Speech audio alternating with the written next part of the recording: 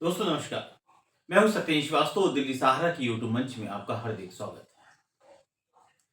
दोस्तों, हिंदुस्तान का इतिहास रहा है कि जब जब आम जनमानस सड़कों पर आया है तो उसके हाथ हमेशा विजय की प्राप्त हुई है।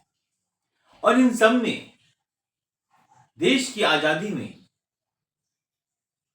पूरे देश के अंदर वो शहर, वो जिला हमेशा केंद्र बिंदु रहा कि जब जब वहां से आवाज उठी, अंग्रेजों के छक्के छुड़ाए गए, वो वही जगह थी जहां पे हिंदुस्तान की आज़ादी में उस शहर का, वहां के लोगों का बहुत बड़ा योगदान था। जी हाँ, मैं बात कर रहा हूं इलाहाबाद यानी प्रयागराज की। इलाहाबाद वो शहर है दोस्तों, इसलिए देश को एक नहीं, दो नहीं, तीन नहीं, चार नहीं, पांच पांच प्रधानमंत्री थे। और जब जब कोई आंदोलन इलाहाबाद की सरजमी से उठा तो फिर वो आंदोलन आंदोलित हो गया, जन आंदोलन बन गया। इलाहाबाद शहर के सिविल लाइंस में एक ऐसा ही आज छात्रों का आंदोलन, इसमें रात और दिन सड़कों पर वो बच्चे अपनी मांगों के समर्थन में बैठे हुए हैं। यह आंदोलन इतना प्रभावी हो चुका है कि राज्य की सत्ता उस आंदोलन से डरने लगी। छात्र इतने आंदोलित हो चुके हैं कि उनको सिर्फ उस जुनून में अपने भविष्य की रक्षा के लिए रात और दिन भूखे प्यासे हल्की ठंड में रातों रात उसी सड़कों पर गुजार रहे हैं, या ये कहें कि गुजारने को मजबूर हो। यूपीएससी और आरओ एआरओ के एग्जाम के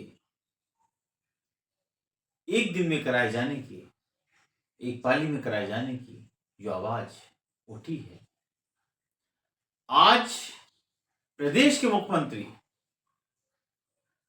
बुलडोजर बाबा, या तो ये कहें कि पूर्व बुलडोजर बाबा, क्योंकि अब सुप्रीम कोर्ट ने उसमें हस्तक्षेप कर दिया है, योगी आदित्यनाथ जी की एंट्री से मामले में थोड़ी आंशिक राहत की शुरुआत हुई है। इसके साथ एक चीज और जुड़ी हुई है कि इसी इलाहाबाद के फूलपुर विधानसभा क्षेत्र का चुनाव भी है। ये एंट्री क्या चुनाव के कारण हुई है? इसके साथ ही चुनाव की बात हुई है तो मैं एक और खबर की तरफ आपका ध्यान दिला दूं। महाराष्ट्र के चुनाव में लोकमत का सर्वे भाजपा की या मोदी जी की नींद उड़ा रहा है। दोस्तों, हम पूरी डिटेल्स में विस्तृत रूप से इस खबर में आते हैं। उसके पहले आपसे निवेदन जो हमेशा हम करते आए हैं कि जिन लोगों ने अभी तक दिल्ली सहारा की यूट्यूब मंच में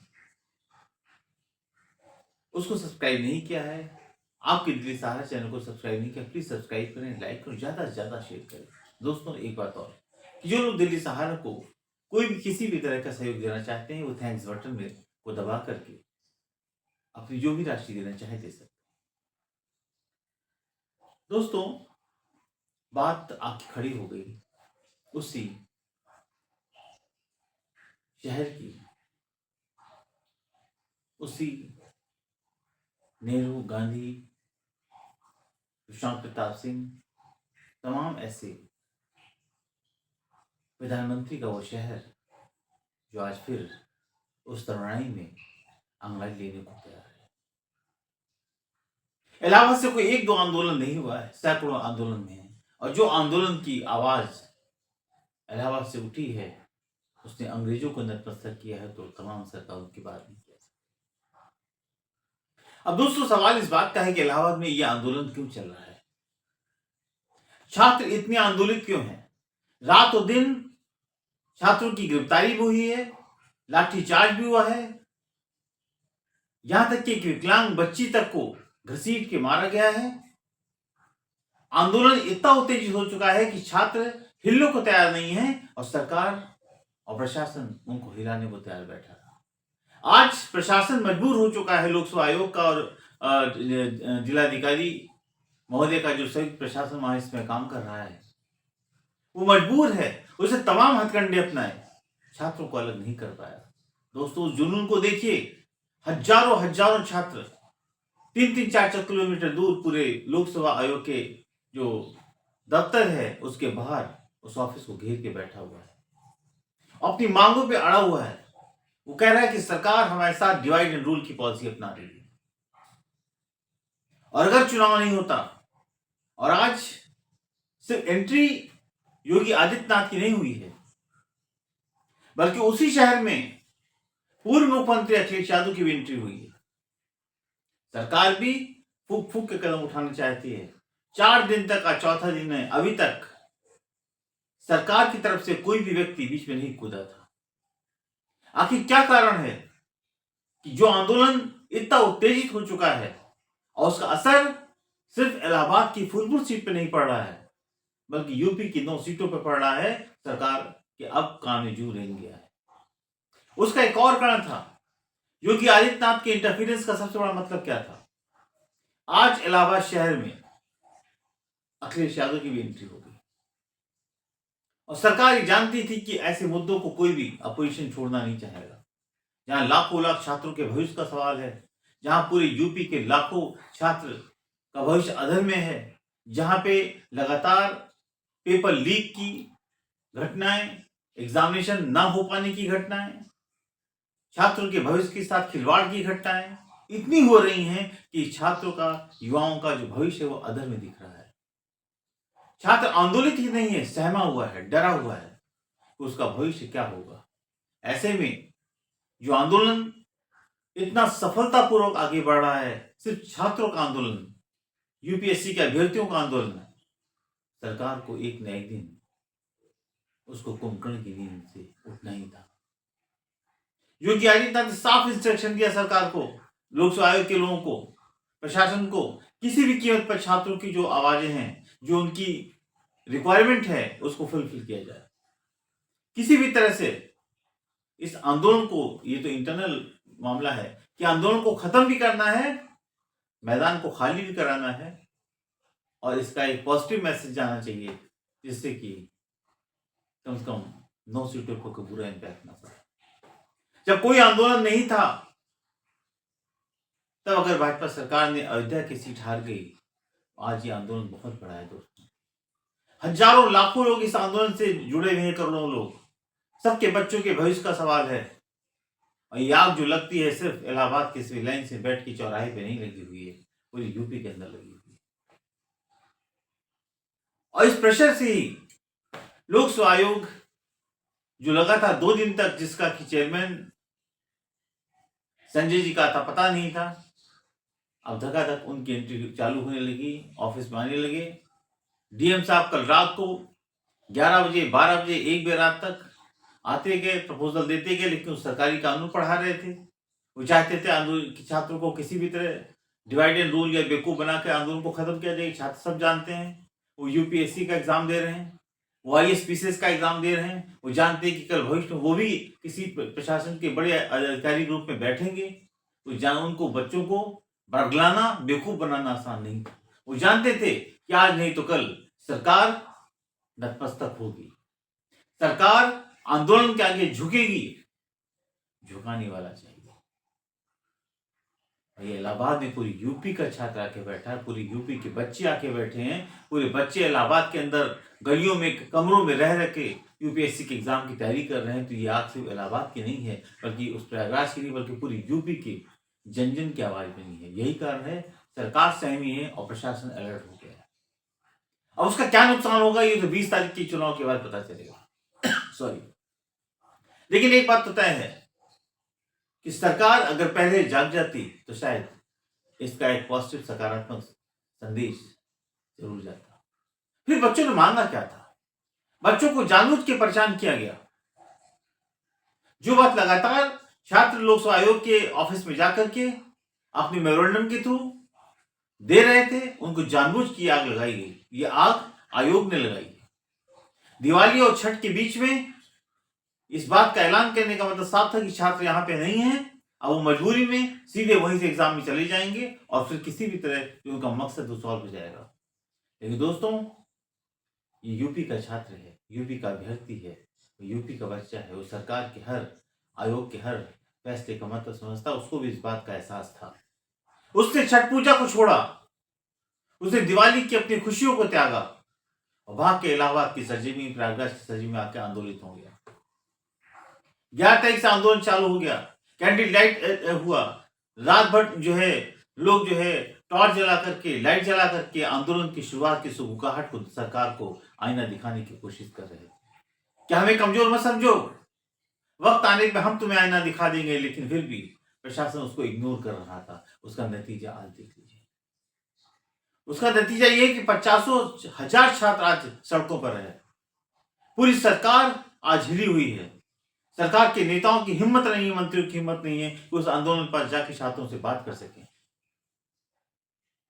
और यही कारण है कि अब सरकार को नुकसान की आहट हो रही है। तमाम रात दिन उन सड़कों पर सिर्फ लड़के नहीं, लड़कियां जो आंदोलित हैं, जो एग्जाम दे रही, वो वहां बैठी हुई हैं। एक विकलांग छात्रा को घसीटा गया है, जैसा बताया गया है, उसके साथ बुरा बर्ताव किया गया है। इस तरह की मानसिकता, रात में बच्चों को गिरफ्तार किया गया है, उनको डराया धमकाया जा रहा था। छात्र बात करने को तैयार नहीं थे। वो कहते हैं जिन छात्रों का नाम जाता है आयोग के सामने, किन से ये छात्र जो है आंदोलन का प्रतिनिधित्व करेंगे और ये बात करेंगे छात्रों की, जो उनकी डिमांड है, उनको कहीं ना कहीं चिन्हित किया जाता है, बाद में उनको परेशान किया जाता है, बाद में उनको धमकियां दी जाती। इसलिए छात्र अंदर नाम देने को तैयार नहीं थे। जब डीएम साहब ने इस बात को रिटर्न में नहीं, आके खुद बोला कि जो भी लोग बात करना चाहते हैं 10, 15, 20, 25 जाएं और उनको डरने की जरूरत नहीं है, उनको कोई चिन्हित नहीं करेगा, उनको कोई परेशान नहीं करेगा। तब उनको लगा कि शायद हमारी बात अंदर तक पहुंच गई है। छात्र बताते हैं कि जब वो अंदर जाते थे बात करने तो उनको कहा जाता था, उनको धमकियां दी जाती थी। लेकिन धमकियां मोबाइल पर, मोबाइल रखवा लिया था, स्विच ऑफ करा दिया था, फिर बच्चों से बात किया। और इसी का एक नतीजा हुआ कि ये छात्र आंदोलन जो इतना उग्र हो चुका था, आज सरकार यदि साफ कहें कि योगी आदित्यनाथ के कहने पर, उनके इंस्ट्रक्शन पर लोक सेवा आयोग को बैकफुट पाना पड़ा। हजारों लाखों छात्रों की पहली जीत का बिगुल तब बजा जब लोक सेवा आयोग ने इस बात की घोषणा की कि पीसीएस का एग्जाम पहले की तरह पूर्ववर्ती एक दिन के अंदर कराया जाए, एक पाली में कराया जाए। ये छात्रों में खुशियों का ठिकाना, लेकिन छात्र बहुत सा जगह हैं। छात्रों ने कहा कि ये डिवाइड एंड रूल की पॉलिसी है, हम इनके झांसे में नहीं फंसेंगे। पहली बात कि हमें रिटर्न में दें, इनके जुबान पर हमें कोई भरोसा नहीं है। हमें सरकार और सरकारी आयोग पर कोई भरोसा नहीं है, क्योंकि सरकार का यह आयोग लगातार झूठ बोलता जा रहा है। क्योंकि जब तक रिटर्न में चीज नहीं आती, जब तक इसका नोटिफिकेशन नहीं हो जाता, हम इन पर एतबार नहीं कर सकते। नंबर 1। नंबर 2, छात्रों का क्या कहना है, ये सिर्फ इसलिए किया गया है कि इस पूरे आंदोलन के अंदर योगी आदित्यनाथ की एंट्री हुई है और उनको इंस्ट्रक्शन दिया किसी तरह इस आंदोलन को खत्म करो। तो इस आंदोलन को तोड़ने के लिए आधी डिमांड मानने के लिए कि छात्र इस पर तैयार नहीं। उनका कहना है ये जो आपने किया है यही तो हम आरो मांग रहे हैं, आप दे दीजिए और नोटिफिकेशन जारी करिए। हम यहां से तब हिलेंगे, हम यहां से तब हिलेंगे जब आपका नोटिफिकेशन जारी हो जाएगा। छात्र जानते हैं कि अगर यहां से हिल गए तो हाल वही होगा कि जब दिवाली और छठ की छुट्टियों में घर पे गए थे और सरकार ने पासा फेंक दिया, और ये पासा हमारे भविष्य को लपेट सकता था, लपेट रहा है। उनका भविष्य अधर में है, तभी हजारों हजार छात्र रात दिन इस सुगुगाहट जो ठंड की है, उस रात दिन सड़कों पर बैठा है। उसके लिए कोई सरकार ने टेंट नहीं लगा रखा है, उसको कोई फ्री का पानी और खाना नहीं मिल रहा है। 4 घंटे सड़क पे बैठने के बाद पता चलता है कि उसका हश्र क्या होता है। ये बच्चे उन अभिभावकों से जाके पूछे जिनके बच्चे आज अपने भविष्य को लेकर इतने चिंतित हैं कि वो पढ़ाई करें, वो हाईकोर्ट की लड़ाई लड़ें, वो सुप्रीम कोर्ट की लड़ाई लड़ें या सड़कों पर बैठ करके रात और दिन बिताएं। ऐसी मानसिकता बच्चे कब पढ़ेंगे? आप सोचिए।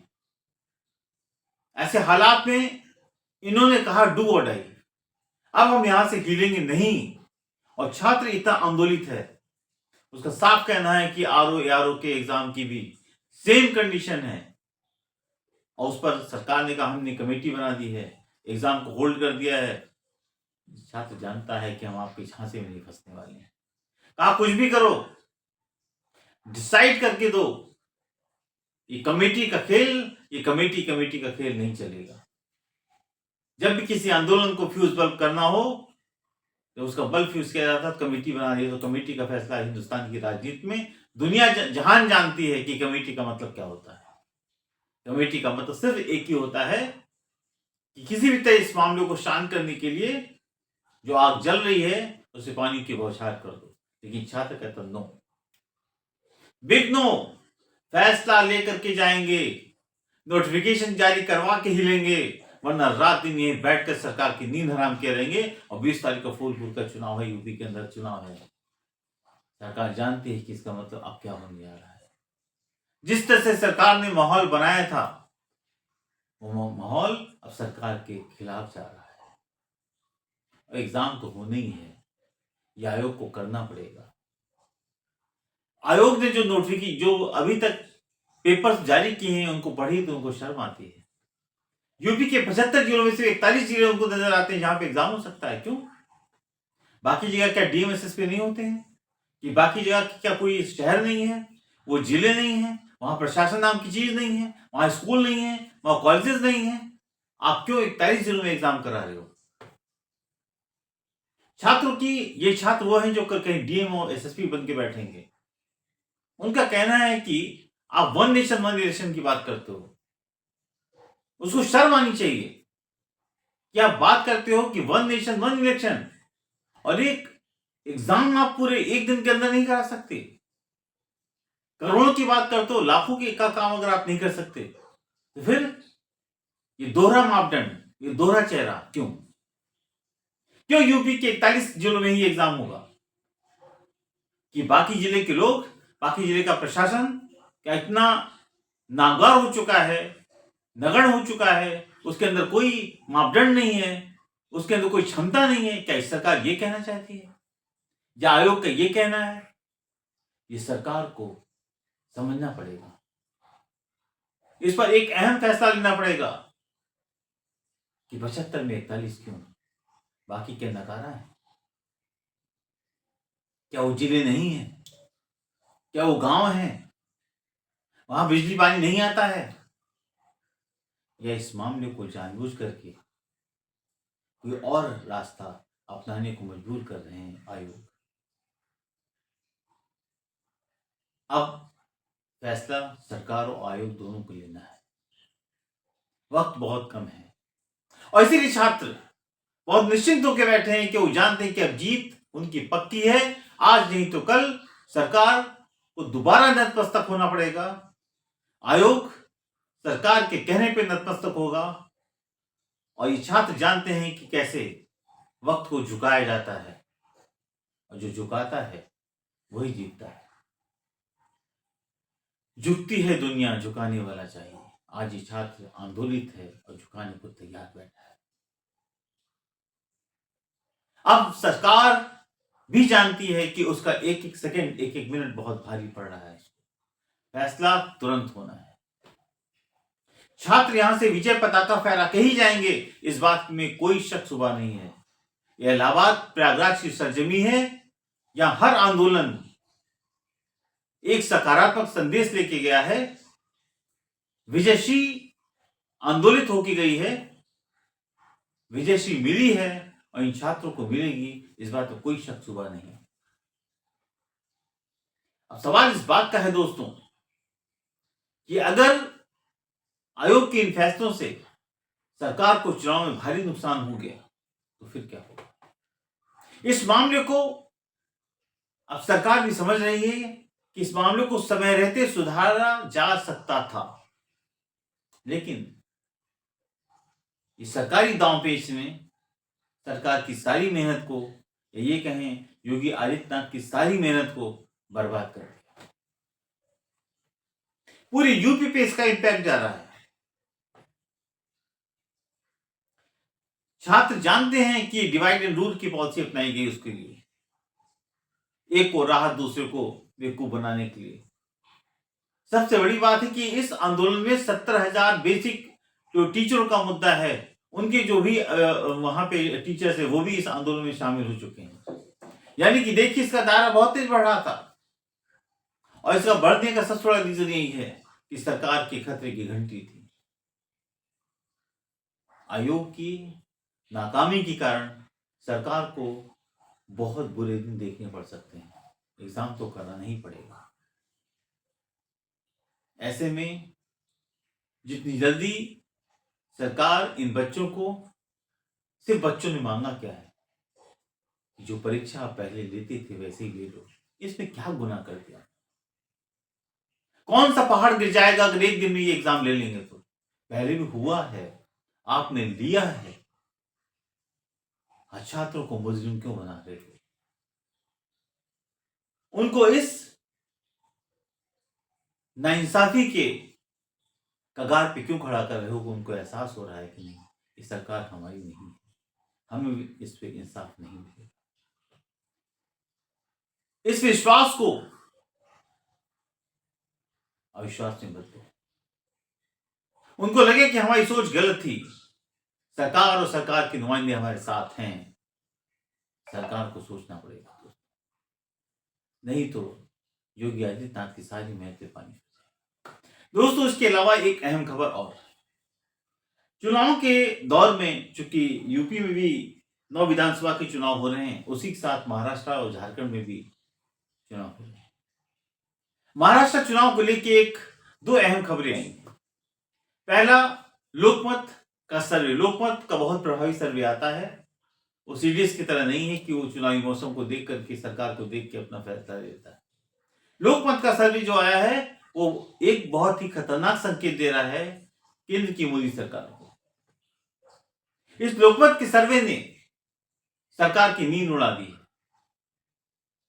इस लोकमत के सर्वे ने यह प्रूव किया है कि महाविकास आघाड़ी यानी शिवसेना उद्धव, एनसीपी और कांग्रेस, ये मिलकर सरकार की सत्ता में वापसी कर सकते हैं।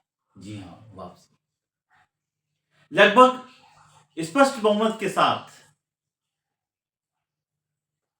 160 प्लस सीट जीत सकते हैं, जबकि महायुति को 115-120 सीटें मिल सकती हैं। इस सर्वे ने सरकार को असमंजस में डाल दिया है। सरकार ने की तरफ से सारे खाते खुले हुए हैं, लाखों करोड़ों रुपए बहना योजना पे सरकार खर्च कर चुकी है कि शायद ये मराठी मानुष हमारे समर्थन में वोट दे। लेकिन सवाल जो बहुत बड़ा है, लोकमत के सर्वे के साथ साथ जो महायुति के अंदर जो तम पैदार चल रही है मानसिक तौर पर, वो इसकी बहुत बड़ा कारण है। लगातार जो खबरें आ रही हैं उससे ऐसा लगता है कि जिस तरह से शुरुआत में महायुति के अंदर अजीत दादा पवार को एक मुलजिम करार दिया गया और कहा गया इस व्यक्ति की मुझे जरूरत नहीं है, शायद उनकी कुछ पैठ दोबारा चाचा और भतीजी से मिलकर कोई खेल हो। खेल तो ये दिख रहा है कि अजीत पवार अपने क्षेत्र में, उनको योगी और मोदी जी तक की रैली की जरूरत नहीं है। बटेंगे तो कटेंगे, साफ कहना है। इससे महाराष्ट्र की मानुष का कोई लेना नहीं है। ये महाराष्ट्र की सरकार के लिए ऐसे जो नारे हैं उनकी कोई अहमियत नहीं, कोई जरूरत नहीं। जाति जनगणना पर सरकार के खिलाफ जाकर उन्होंने कहा कि होनी चाहिए। संदेश बहुत साफ है। कल ऐसा ना हो कि मोदी जी ने उनको 50 सीट दे के चुनाव तो लड़ा दिया है, चुनाव के बाद अगर 10, 5, 15 सीट पाते हैं तो दोबारा ये चाचा के शरणागत हो जाएं कि चाचा मुझे माफ कर दो, गलती हो गई। ये खेल महाराष्ट्र में हो रहा है और जो अगर ये खेल हो गया तो चाणक्य साहब की ये जो योजना है मोदी जी की कि मुख्यमंत्री हमारा होगा, कि ऐसा ना हो कि डिप्टी सीएम से देहांत होना पड़ जाए भाजपा। महाराष्ट्र की राजनीति कुछ ऐसा ही असर दिखाने जा रही है। सर्वे लगातार आ रहे हैं, कोई सर्वे ये नहीं कह रहा कि मायावती प्रचंड बहुमत के साथ सरकार बना रही है। ऐसे में आने वाले कुछ दिनों के अंदर महाराष्ट्र की राजनीति किस करवट बैठेगी इसका पता चल जाएगा। दोस्तों, आपको हमारा आज का विश्लेषण कैसा लगा प्लीज कमेंट बॉक्स में कमेंट्स करें, लाइक करें, ज्यादा से ज्यादा शेयर करें। और एक बात और, अगर आप दिल्ली सहारा के अपने YouTube चैनल को कोई सहयोग करना चाहते हैं तो थैंक्स बटन दबा करके आप ऐसा कर सकते हैं। दोस्तों नमस्कार, कल मैं फिर एक नए विशेषण के साथ आपसे मुलाकात करूंगा। धन्यवाद।